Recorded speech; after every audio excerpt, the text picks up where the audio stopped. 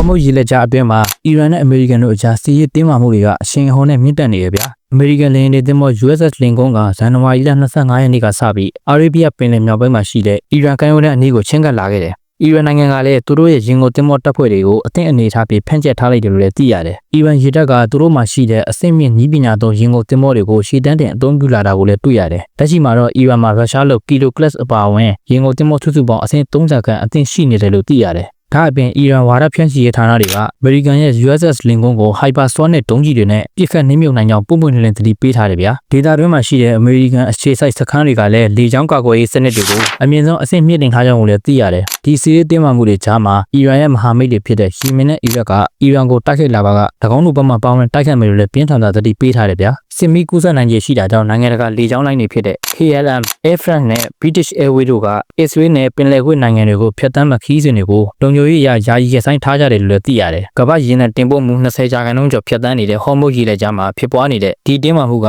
ကမ္ဘာစီးပွားရေးအတွက်စိုးရိမ်စရာဖြစ်လာနိုင်တယ်ဗျာ။လက်ရှိအချိန်မှာတော့နှစ်ဖက်စစ်ရေးတင်းမာမှုတွေကတစ်ချက်ထိအောင်နဲ့ပောက်ကွဲသွားနိုင်တဲ့တင်းမာမှုအောက်မှာရှိနေကြောင်းကိုစစ်ရေးလေ့လာသူများကသုံးသပ်ထားကြတယ်ဗျာ။